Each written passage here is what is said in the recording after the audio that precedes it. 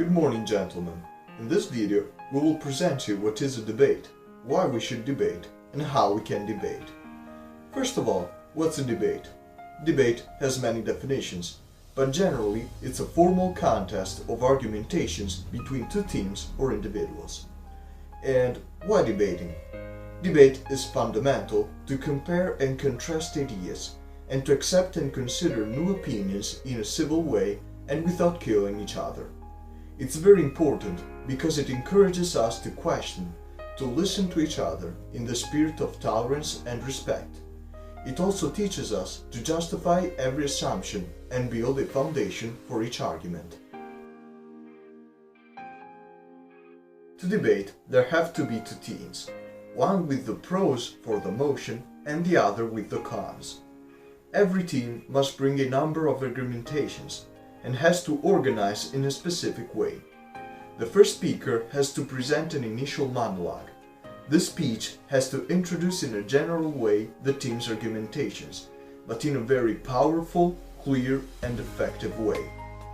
The other speakers need to rebut the opponent's thesis and have to strengthen the first speaker's argumentations by explaining them in detail with a lot of examples and statistics. In the end, there is a final speech, a sort of airing. Here's an example of debate. There are three rules to follow to be effective: gesture, voice modulation, and eye contact. If found guilty, we believe that life imprisonment is just not enough.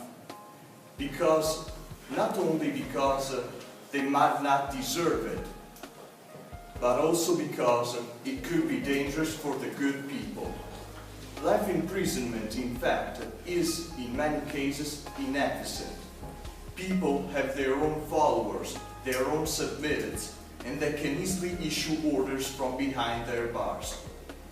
And it is a matter of fact that the jail does not stop a man from directly committing another murder. You might say that the state should not have the right and the power to take a citizen's life, and we totally agree with that. That's why, since in Italy and in most Western free democracies there is not death penalty yet, we propose a completely new system where the death penalty is put under the control of the people's will. In this case, the death penalty becomes a tool for the citizens to defend themselves from the sick men who pose a critical threat to our society. We're not saying that death penalty, that capital punishment, should be taken into account in all cases, but there are some situations that are so heinous and incredibly horrible that we will be in the position to say, man, we just have to take this guy out, because if we do not, we will pay the consequences. And not only us, but also all the people who we love. Here we have a list of the crimes that are punished with the death of the accused. Murder, in a lot of cases, first-degree murder. Capital drug trafficking. Aggravated sexual intercourse without consent. Sexual abuse of a minor. And in some states, also escape. Resisting to an arrest. Robbery. Burglary. And kidnapping. Now, have you ever heard something about the law of retaliation? If I say an eye for an eye, or a tooth for a tooth, can we really name civil a state that based its constitution on a Babylonian law wrote and suddenly suppressed 2,000 years before Christ? And I'm going to tell you another thing. These states not only adopt this law, they don't take only the eye, they don't take only the tooth, they take the whole body. They punish the crime committed with the worst crime, the murder. Have you listened to that? That's a perfect example of good voice modulation. You need to vary your tone. It makes you interesting. Your voice should have up and down sound to emphasize the meaningful words in your statement. Your tone also must adapt to the topic.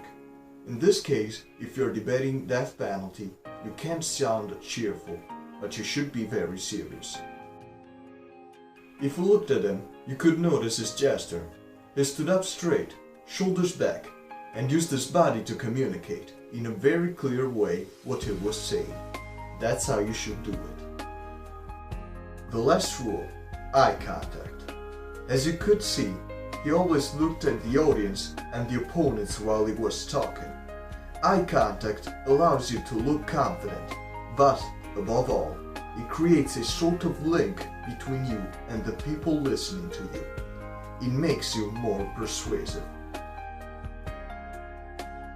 In a debate, there aren't only two teams, but there is also a jury composed by two judges. Their purpose is to evaluate the two opponents based on specific criteria. These criteria are organization and clarity, quality of arguments, quantity and reliability of examples, evidence and statistics, quality of confrontational rebuttal, and communication effectiveness. The judges discuss at the end, they choose which team was the more effective and persuasive.